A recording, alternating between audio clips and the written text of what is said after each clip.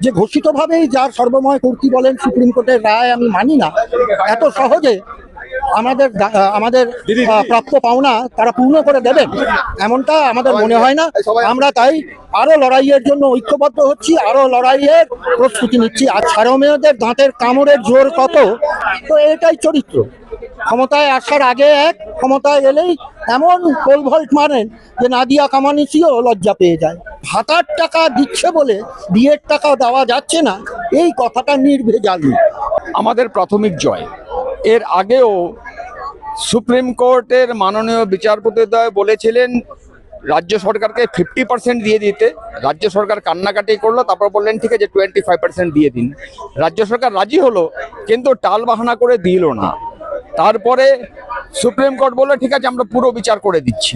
তারপরে পুরো বিচার হলো, আজকে সেই পুরো বিচারের রায়ে 25% ইমিডিয়েট দেওয়ার জন্য ঘোষণা করেছেন, বাকিটাও দিতে হবে।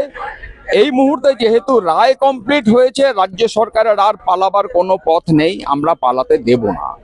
আমরা আমাদের অধিকার ছিনিয়ে নেব। এবার দেখি নবান্ন তুমি কি করে আটকাও আমাদের অন্ন। আমরা আমাদের অন্নের জন্য লড়াই করব। এই লড়াই চলবে যতদিন পর্যন্ত আমরা সম্পূর্ণ ডিএ না পাচ্ছি। এরপরে আমাদের দাবিতে থাকবে স্বচ্ছভাবে স্থায়ী নিয়োগ, আর থাকবে অস্থায়ীকরণ, যারা রয়েছে অস্থায়ীভাবে তাদের স্থায়ীকরণ নিয়ে। এই মূলত তিনটে দাবি না শেষ হওয়া পর্যন্ত আমরা এই লড়াই চালিয়ে যাব। ঘেউ ঘেউ করবেন না কেন, কিন্তু আপনারা দেখলেন গতকালই সুপ্রিম কোর্টে গিয়ে ঘেউ ঘেউ করে উনি ওই মামলা লড়েছেন। তারপরে আবার আমাদের ডিএর জন্য বোধহয় উনি ওখানে কিছু অ্যাপ্রোচ করে এসছেন, যার জন্য আজকে আমরা 25% ইমিডিয়েট পাচ্ছি, বাকিটাও পাবো। লক্ষ্মী এলো ঘরে, তো সেই লক্ষ্মী কেন রাজ্য সরকারি কর্মচারীদের ঘরে আসবে না?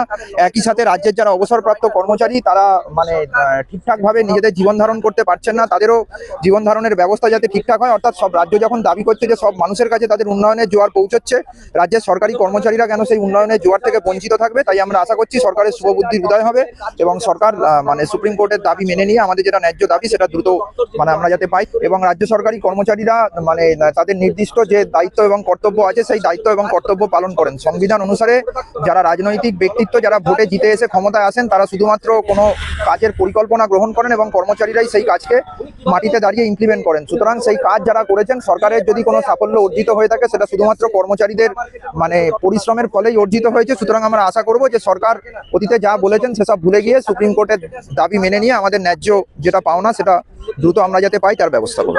দেয়া যাবে না দেয়া যাবে তার জন্য 4 সদস্যের কমিটি ঘোষণা করেছেন এবং রাজ্য সরকার এই যে টাকা নেই বলছে, এই দাবিটাই হচ্ছে পুরোপুরি মিথ্যা।